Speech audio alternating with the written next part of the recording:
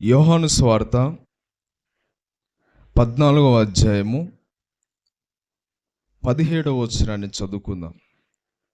యోహాను సువార్త 14వ అధ్యాయము 17వ వచనాన్ని చదువుకుందాం.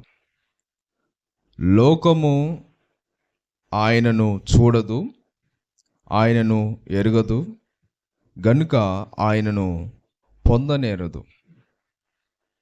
మీరు ఆయనను ఎరుగుదురు, ఆయన మీతో కూడా నివసించును, మీలో ఉండును. యేసుక్రీస్తు ప్రభువు ఆయన శిష్యులతోని ఒక చక్కటి మాటను ఇక్కడ తెలియజేస్తున్నారు. ఏమిటంటే, యేసు ప్రభు ఆయన వచ్చిన పని ముగించుకొని వెళ్ళవలసిన సమయం వచ్చినది. ఆయన వెళ్ళిన తర్వాత ఆయన ప్రజలు ఉన్నారు ఈ లోకంలో. మరి వాళ్ళ పరిస్థితి ఏంటి? యేసు ప్రభు వెళ్ళిన తర్వాత ఆయన ప్రజల్ని ఎవరు చూసుకుంటారు? వారిని ఎవరిని నడిపిస్తారు అని కూడా యేసు ప్రభు మొదటిగానే చెప్తున్నాడు. నేను వెళ్ళిన తర్వాత, యేసు ప్రభు వెళ్ళిన తర్వాత, ఇదిగో ఆదరణకర్త నేను పంపిస్తాను. ఆయన వచ్చి మీలో నివసిస్తాడు. ఆదరణకర్త అంటే ఎవరు? పరిశుద్ధాత్మ దేవుడు. ఆయన మీలోకి వస్తాడు, మీలో ఉంటాడు. ఆయన ఇక మిమ్మల్ని సర్వసత్యములోకి నడిపిస్తాడు. మరలా యేసు ప్రభు ఆయన రెండో రాకడ వచ్చేంత వరకు పరిశుద్ధాత్మ దేవుడు ఆయన ప్రజలని నడిపిస్తూ ఉంటాడు. ఇక్కడ చూడండి, ఇక్కడ మనం అర్థం చేసుకున్నట్లయితే, మీరు ఆయనను ఎరుగుదురు, ఆయన మీతో కూడా నివసించును, మీలో ఉండును. పరిశుద్ధాత్మ దేవుడు ఎక్కడ ఉంటాడు? మనలో ఉంటాడు. యేసు ప్రభువు ఏమో 33.5 సంవత్సరాలు మనుషుల మధ్యలో ఉన్నాడు. కానీ పరిశుద్ధాత్మ దేవుడు మాత్రము మనలో ఉంటాడు. ఎక్కడుంటాడు? మనలో ఈ యుగాంతము వరకు కూడా ఉంటాడు. ఈ భూమి ముగింపు వరకు, యేసు ప్రభు రెండో రాకడ వరకు పరిశుద్ధాత్మ దేవుడు ఎక్కడుంటాడు? మన హృదయములో ఉంటాడు. చూడండి, పాత నిబంధనలో పరిశుద్ధాత్మ దేవుడు ఒక వ్యక్తి మీదకి వచ్చేవాడు, మనుషుల మీదకి వచ్చేవాడు బలంగా. ఆదికాండం నుంచి మలాకీ గ్రంథం వరకు చదివితే పరిశుద్ధాత్మ దేవుడు మనుషుల మీదికి వచ్చెను, బలముగా వచ్చెను అని ఉంటుంది. కానీ మనుషుల హృదయంలోకి వచ్చిందని లేదు ఎక్కడ. మనుషుల హృదయంలోకి పరిశుద్ధాత్మ దేవుడు వచ్చెను అని ఎక్కడ లేదు పాత నిబంధనలో. మనుషుల మీదికి, వారి నెత్తి మీదికి వచ్చినది కానీ వాళ్ళ హృదయంలోకి రాలేదు. చూడండి, తండ్రి, కుమార, పరిశుద్ధాత్మ, ఈ యొక్క త్రియేక దేవుడు ఈ భూమి ప్రారంభంలోనే ఉన్నాడు. ఆయన ఈ ముగ్గురు ఉన్నారు. త్రియేక దేవుడు ఈ భూమి ప్రారంభంలోనే, చూడండి, తండ్రి కలుగును గాక అన్నాడు, అదే సమయంలో కుమారుడు ఉన్నాడు, అదే సమయంలో పరిశుద్ధాత్మ దేవుడు కూడా జలములపైన అల్లాడుచుండెను. దేవుని ఆత్మ అల్లాడుచుండెను. అక్కడ పరిశుద్ధాత్మ దేవుడు ఉన్నాడు, కుమారుడు ఉన్నాడు, తండ్రి కూడా ఉన్నాడు.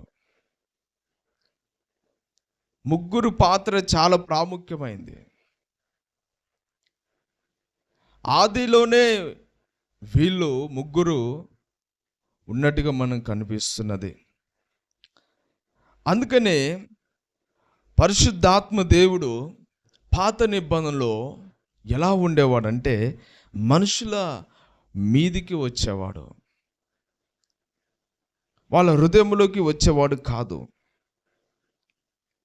ఎందుకని వాళ్ళ హృదయంలోకి రాలేదు? ఇప్పుడు మనం క్రొత్త నిబంధన కింద ఉన్నాము. వేటి కింద ఉన్నాము? క్రొత్త నిబంధన కింద ఉన్నాము. పరిశుద్ధాత్మ దేవుడు మన మీదకి వచ్చాడా, మనలోకి వచ్చాడా? మనలోకి వచ్చాడు. ఎక్కడికి వచ్చాడు? మనలో ఉన్నాడు ఆయన. మన హృదయంలోకి వచ్చినాడు. ఎప్పుడు వచ్చినాడు?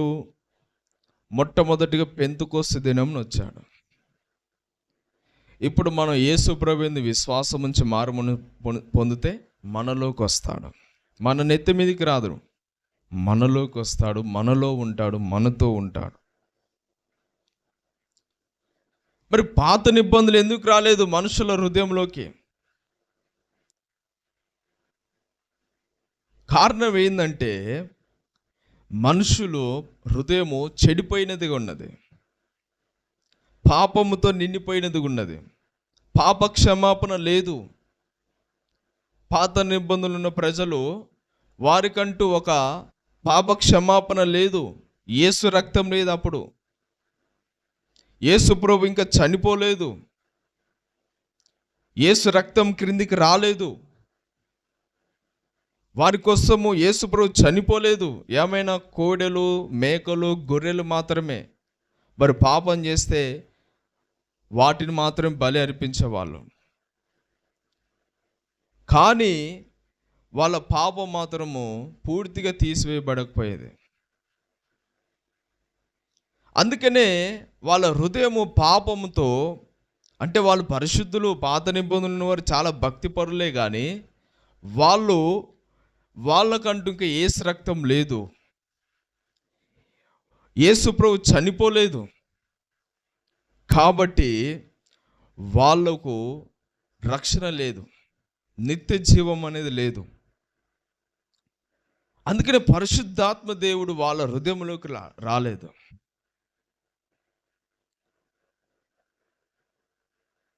అందుకని పాత నిబంధన ఉన్న భక్తులందరూ చూడండి,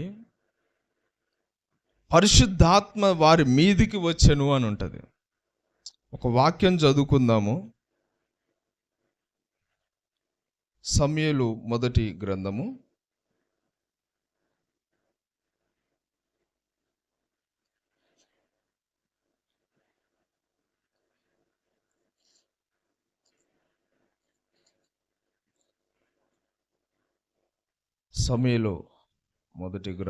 16వ అధ్యాయము 13వ వచనం చదువుకుందాం.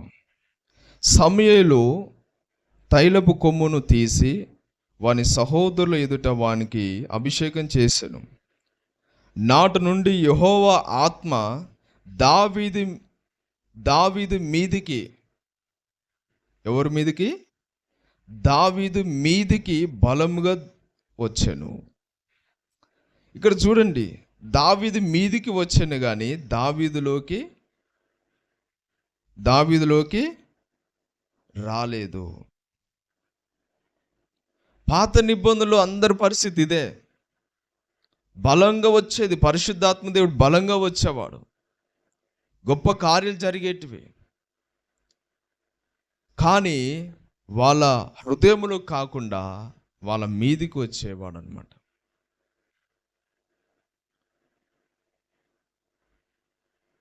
సంసోను చూడండి, దేవుని ఆత్మ అతని మీదికి రాగానే గొప్ప గొప్ప కార్యాలు చేసేవాడు, ఎన్నో సూచక్రియలు, అద్భుతాలు చేసేవాడు, శత్రువులని గడగడలాడించేవాడు. ఒక గాడిద దవడ ఎముకముతోనే ఎంతో మందిని చంపినాడు. అట్లా దేవుని ఆత్మ వచ్చినప్పుడు బలమైన కార్యాలు చేసినాడు. పరిశుద్ధాత్మ దేవుడు లేకపోతే మనం ఏం చేయలేము. పరిశుద్ధాత్మ దేవుడు మనలో లేకపోతే మనం ఏం చేయలేము. మనం ఒక సచ్చిన శవంతో ఉంటాము. నిత్యము గిన్నె నిండి పొంగి పొర్లినట్లుగా మనలో దేవుని ఆత్మతో మనం నిత్యము నింపబడుతూ ఉండాలి. అప్పుడు మాత్రమే మనము ఉజ్జీవముతో ఉంటాము, దేవుని కొరకు రోషం కలిగి ఉంటాము, దేవునికి నమ్మకంగా ఉంటాము, పరిశుద్ధంగా జీవించగలుగుతాము. కానీ పరిశుద్ధాత్మ దేవుడు లేకపోతే మనం సచ్చిన శవంతో సమానం. అందుకనే పరిశుద్ధాత్మ దేవుడు వచ్చినప్పుడు గొప్ప కార్యాలు చేసినాడు సంసోను. కానీ అతని మీద ఉన్నది ఆత్మ కానీ అతనిలో లేదు కాబట్టి తర్వాత వెళ్ళి ఒక వేశ్యతో పాపం చేసినాడు. అతడు పాపం పడిపోయినాడు. అలాగనే దావీదును కూడా చూస్తే దావీదు మీద కూడా దేవుని ఆత్మ వచ్చింది. ఇక్కడ చూసినాం, ఇప్పుడు చదివాం. కానీ అతడు వచ్చినప్పుడు, దేవుని ఆత్మ వచ్చినప్పుడు అతడు వాక్యాలు రాసినాడు. అనేక దేవుని యొక్క వాక్యాలు, కీర్తనలు రాసినాడు, దేవుని మాటలు రాసినాడు, ప్రవచనాలు పలికినాడు, అద్భుత కార్యాలు చేసినాడు. కానీ అతనిలో లేదు కనుక, అంటే అతని మీద ఉంది కానీ అతని హృదయం లేదు పరిశుద్ధాత్మ దేవుడు కాబట్టి, తర్వాత వెళ్ళి ఒక స్త్రీతో పాపం చేసినాడు, ఒక నరహత్య చేసినాడు. ఆ తర్వాత మనం కనుక చూస్తే ఏలియా ఎంత రోషం కలిగిన ప్రవక్త అంటే చాలా రోషం కలిగిన ప్రవక్త. పాపం చూస్తే తట్టుకునేవాడు కాదు. పాపం చూస్తే, పాపిష్టి మనసును చూస్తే అసహించుకునేవాడు, కోప్పడేవాడు, చీదరించుకునేవాడు. పాపిష్టులు అతను కనిపించినారంటే వాళ్ళు ఎవరైనా సరే దూరం పెట్టేవాడు. అంతే, అంత రోషం కలిగి ఉండేవాడు ఏలియా. దేవుని ఆత్మ అతని మీద బలముగా ఉండేది. ఆకాశం నుంచి అగ్ని కురిపించిన వాడు. ఆకాశం నుంచి వర్షం పడొద్దంటే పడలేదు, వర్షం పడునుగా కంటే పడింది. అలాంటి గొప్ప ప్రవక్త ఒక రాణికి భయపడ్డాడు. ఒక రాణి, యెజబెల్ అనే రాణి ఏం చేస్తుందంటే, ఏలియా రేపటి కల్లా నిన్ను చంపకపోతే దేవుడు నాకు కీడు చేసినగా కానీ భయపెడుతుంది. అంతే. ఆ మాటతోని ఏలి ఏం చేస్తాడు, ఒక దూరంగా 40 రోజులు అతడు ఒక దూరంగా అరణ్యంలోకి పారిపోయి ఒక చెట్టు కింద పడుకుంటాడు. ప్రభువా, ఇక నాకు ఈ జీవితం వద్దు నాయనా, ఇక నేను విసిగిపోయినాను, నా ఆత్మను తీసేసుకో, నన్ను తీసేసుకో అని విసిగిపోయి ఇక దేవుని వేడుకుంటాడు. ఒక రాణికి భయపడ్డాడు. ఎందుకని? అతని నెత్తి మీద దేవుని ఆత్మ ఉన్నది కానీ అతనిలో లేదు. అలాగనే మనం ఇంకా చూస్తే బాప్తిసం ఇచ్చి యోహాను కూడా యేసుప్రభుకే బాప్తిసం ఇచ్చినాడు. యేసుప్రభు అలా వస్తుంటే, ఇగో లోక పాపం మోసుకొని పో దేవుని గొర్రెపిల్ల అన్నాడా లేదా? తర్వాత నీ చెప్పులు విప్పడానికి కూడా నేను యోగ్యుని కాదన్నాడు. ఎన్నెన్నో మాటలు చెప్పినాడు. బాప్తిసం ఇచ్చినాడు యేసుప్రభుకి. కళ్ళారు చూసినాడు యేసుప్రభుని. పరిశుద్ధాత్మ దేవుడు పావురం వలె ఆకాశం తెరవబడి ఆకాశం నుంచి దేవుని ఆత్మ యేసుప్రభు మీదకి దిగొచ్చినప్పుడు కూడా ఏం చేసినాడు? చూసినాడు. యోహాను చూసినా లేదా? చూసిండు. అలాంటి వ్యక్తి ఒకసారి ఏమంటాడంటే, అసలు ఈయన యేసు ప్రభువైనా కాదా, ఈయన మెస్సయ్యనే కాదా, ఈయన క్రీస్తా కాడా అని అడిగిరండి అని అతని శిష్యులు పంపుతాడు. అంటే అతనిలో సందేహం, అవిశ్వాసం వచ్చేసింది. ఎందుకని? దేవుని యొక్క ఆత్మ అతనిలో లేదు. యోహానులో కూడా లేదు. బాప్తిసం ఇచ్చే యోహానులో కూడా అప్పటిదాకా పరిశుద్ధాత్మ దేవుడు హృదయంలోకి రాలే. అతని నెత్తి మీద దేవుని ఆత్మ ఉన్నది కానీ హృదయంలో లేదు. కాబట్టి సందేహించినాడు, అవిశ్వాసంతో ఉన్నాడు. పాత నిబంధనలు ఉన్న భక్తులందరూ కూడా ఇదే విధంగా ఉన్నారు. వారికి నిత్య జీవం అనేది లేదు. యేసు ప్రభు వచ్చి చనిపోయి వారికి సువార్త చెప్పిన తర్వాత వారికి నిత్య జీవం వచ్చింది. చెరను చెరగా పట్టుకొని పోయినాడు. వాళ్ళు యేసు ప్రభుతో పాటు ఆయన పరలోకంలో ప్రవేశించినారు. అయితే క్రొత్త నిబంధనలు ఉన్న భక్తులు చూడండి. కొత్త నిబంధనలో ఇక్కడ యేసు ప్రభు అంటున్నాడు, మీలో ఉంటాడు. పరిశుద్ధాత్మ దేవుడు మనలో ఉంటే ఏ విధంగా ఉంటామంటే, ఒక వ్యక్తిని తీసుకుందాం. ఇప్పుడు పౌలు ఉన్నాను. సౌలు పౌలుగా మార్చబడ్డాడు. ఈ పౌలు పరిశుద్ధాత్మ చేత నింపబడినవాడు. పరిశుద్ధాత్మ దేవుడు మనలోకి వచ్చినాడు. ఇప్పుడు పౌల్లో ఉన్నాడు. అయితే పౌలు దేవుని సేవ చేస్తున్నప్పుడు, సువార్త ప్రకటిస్తున్నప్పుడు ఎంతోమంది ఆయనని హింస పెట్టినారు. ఎంతోమంది తిట్టినారు, అపహసించినారు, కొట్టినారు, ఇబ్బంది పెట్టినారు, కష్టాలు వచ్చినాయి, బాధలు వచ్చినాయి, శ్రమలు వచ్చినాయి. కానీ ఎన్ని వచ్చినా కూడా సంసోన్ లాగా పాపంలో పడిపోలేదు, దావీదులాగా పాపంలో పడిపోలేదు. ఇప్పుడు దావీదు కీర్తనలు రాసిండు, పౌలు కూడా పత్రికలు రాసిండు. మరి దావీదులాగా పౌలు పాపంలో పడిపోలేదుగా. ఏలియాలాగా భయపడి వాళ్ళు కొడుతురు, వీళ్ళు కొడుతురు, ఏ ఊరికి పోయినా నన్ను కొడతానే ఉన్నారు, యాడికి పోయినా కూడా నన్ను తిడుతూనే ఉన్నారు అని భయపడలే. ఏలియాలాగా భయపడి కూర్చోలే. బాప్తిసం ఇచ్చే యోహానులాగా అవిశ్వాసం రాలే. దృఢమైన విశ్వాసంతోనే క్రీస్తు కొరకు హతసాక్షి అయిపోయినాడు. కానీ మరణం వరకు కూడా ఎన్ని తిరగలేదు. మంచి పోరాటం పోరాడినాడు. దేవుని కోసము హతసాక్షి అయిపోయినాడు. అంటే ఎందుకని అంటే పరిశుద్ధాత్మ దేవుడు అతనులో ఉన్నాడు. ఎక్కడున్నాడు?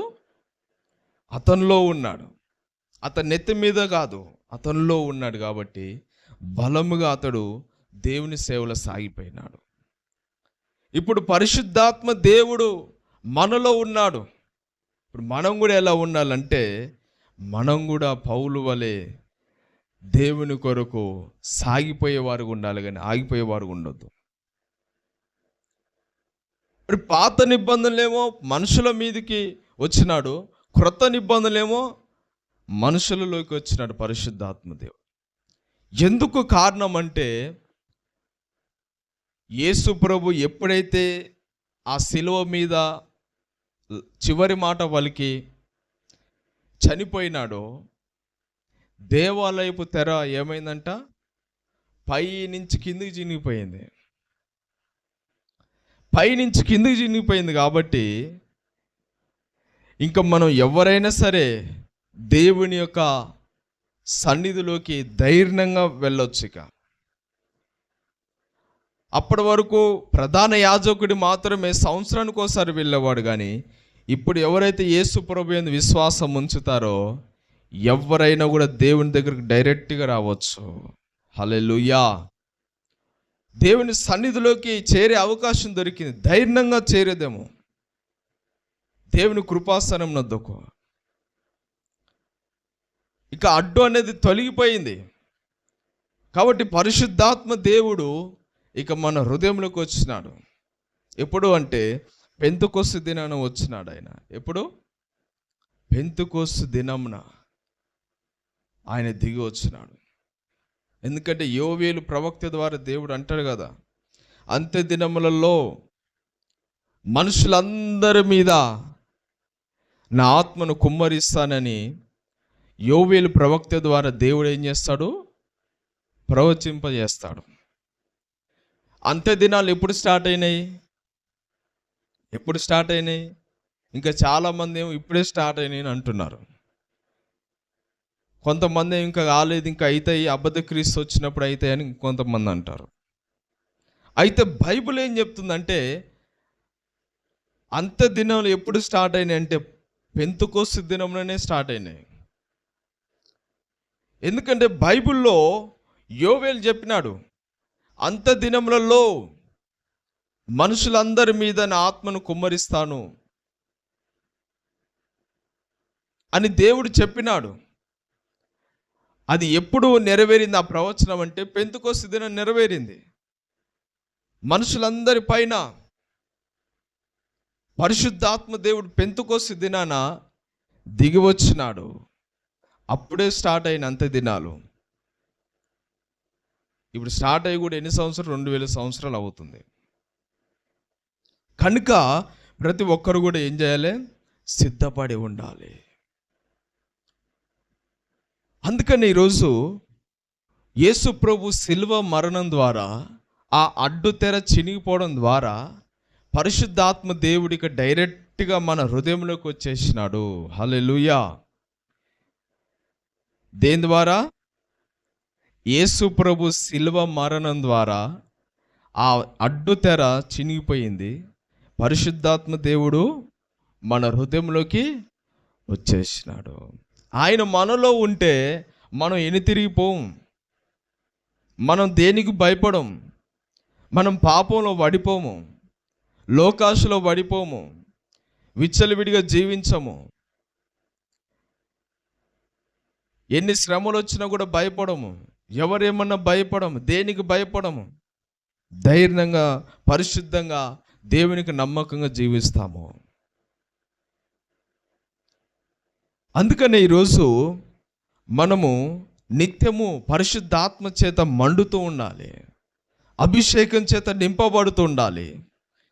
దావీదు అందుకని అంటాడు, నా గిన్నె నిండి పొంగి పొర్లుచున్నది. మన గిన్నె కూడా అలా నిండి పొంగి పొరలాలి. పొర్లుచున్నదా? మరి దేవుని ఆత్మతో మనం నిత్య నింపబడాలి. లేకపోతే సాతానుగాడు మనల్ని శోధిస్తాడు, మనల్ని లోకాశలోకి తీసుకెళ్తాడు.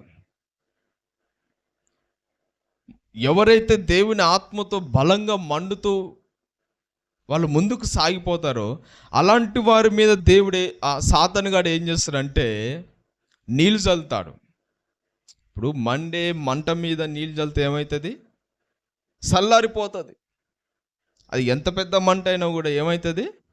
నీళ్ళు పోయగానే చల్లారుతూ ఉంటుంది. ఒక్కసారి చల్లారపోయినా నీళ్ళు పోస్తూ ఉంటే ఏమవుతుంది? పూర్తిగా చల్లారిపోతుంది. అలాగనే దేవుని ఆత్మలో మనం సాగిపోతున్నప్పుడు సాతానుగాడు ఏం చేస్తాడంటే మనలో ఉన్న దేవుని ఆత్మని దుఃఖపరచడానికి లోకాశను చూపించి అదే లోకాశలే నీళ్ళు చల్లడం అంటే.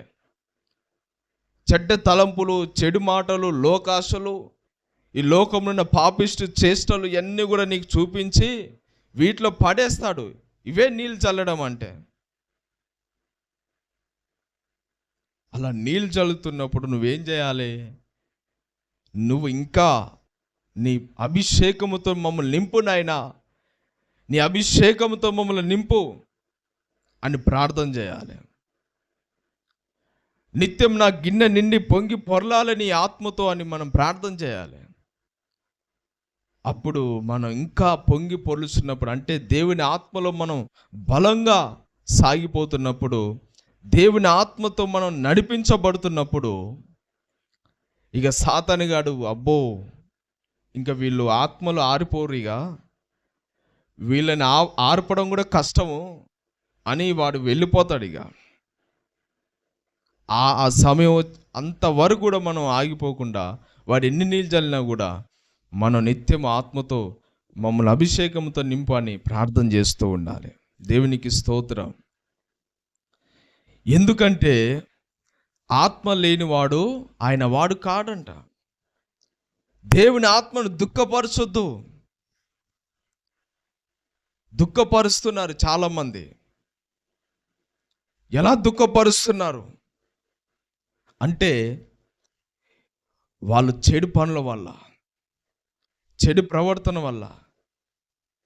బాప్తిసం పొంది మారుమనసు పొందిన తర్వాత పరిశుద్ధాత్మ దేవుడు ఏం చేస్తాడు? మన హృదయంలో ఉంటాడు. ఇక ఆత్మదేవునికి ఈ మందిరాలు కాదు, ఆలయాలు.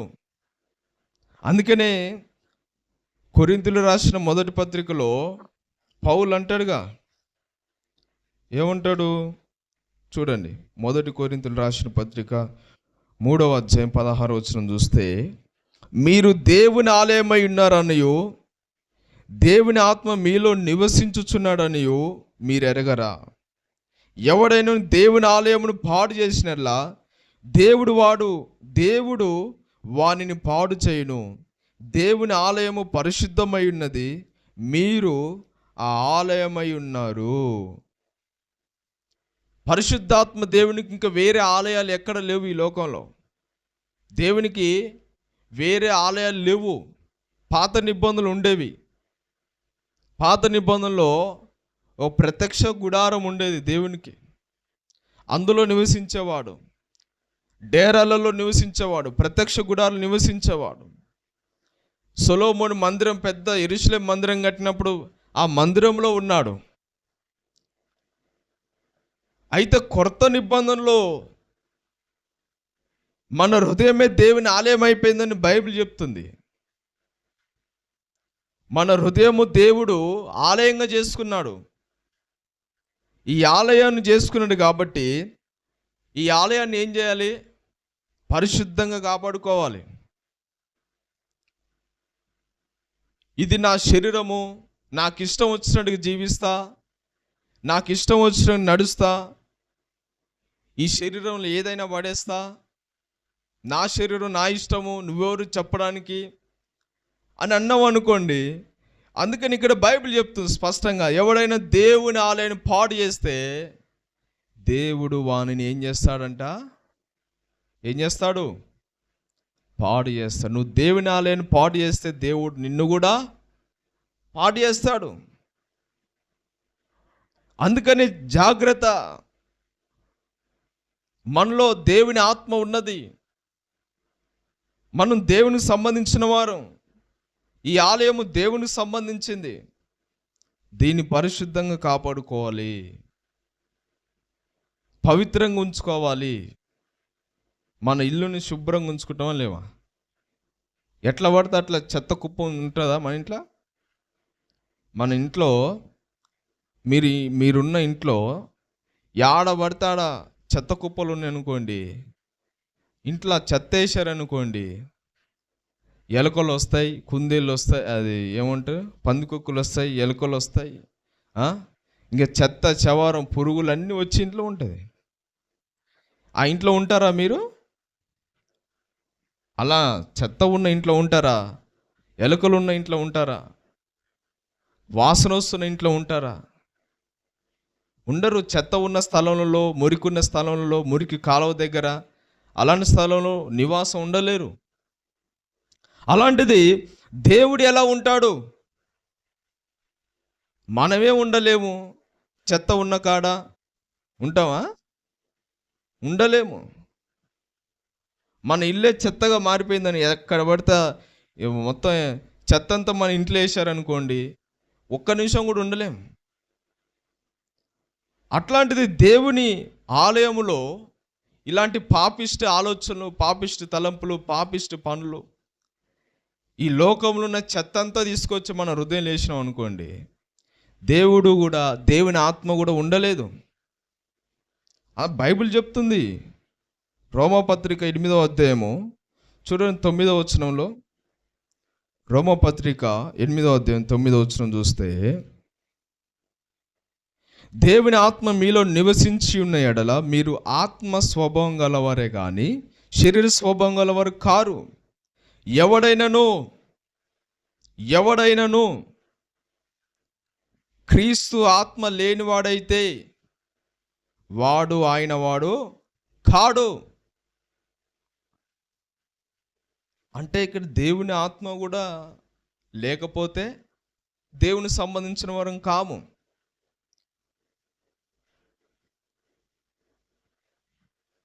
ఇప్పుడు ఈ ఆలయాన్ని, ఇప్పుడు దేవుని ఆలయమైంది, ఇది మన హృదయం దేవుని ఆలయమైంది. ఈ ఆలయాన్ని పాడు చేసినాం అనుకోండి, అపవిత్రపరిచినాం అనుకోండి, ఈ లోకంలో ఉన్న చెత్త చవారం అంతా కూడా, పాపిష్టి చెత్త అంతా కూడా తీసుకొచ్చి మన హృదయం ఉంచుకున్నాం అనుకోండి, నువ్వు పరిశుద్ధాత్మ దేవుని దుఃఖపెడుతున్నావు అని అర్థం. చిన్న చిన్న తప్పుల వల్ల పరిశుద్ధాత్మ దేవుని దుఃఖపెడతావు. ఇంకా మొత్తం పాపమే గూడు కట్టుకుపోయింది అనుకో నీ హృదయంలో, పరిశుద్ధాత్మ దేవుడు నీలో ఉండడు. అది గుర్తుపెట్టుకో. ఎందుకంటే ఒక చెత్త చెవార ఉన్న స్థలంలో మనం ఉండలేము, ఒక మురికి స్థలంలో ఉండలేము, మనమే ఉండలేము. పరిశుద్ధాత్మ దేవుడు, పరిశుద్ధుడైన దేవుడు ఒక పాపముతో, ఒక చెత్తతో, ఒక మురికి కాలువగా నిండిపోయిన మన హృదయంలో ఎలా ఉంటాడైనా? ఉంటాడా? ఉండలేడు. కాబట్టి ఆయన మనలో నుంచి వెళ్ళిపోతాడు. అందుకనే ఇక్కడ అంటున్నాడు, చాలామంది ఏమంటారంటే పాపం చేసినా కూడా పరిశుద్ధాత్మ దేవుడు అలాగనే ఉంటాడు మనుషులలో అంటాడు. ఎలా ఉంటాడు? ఉండడు.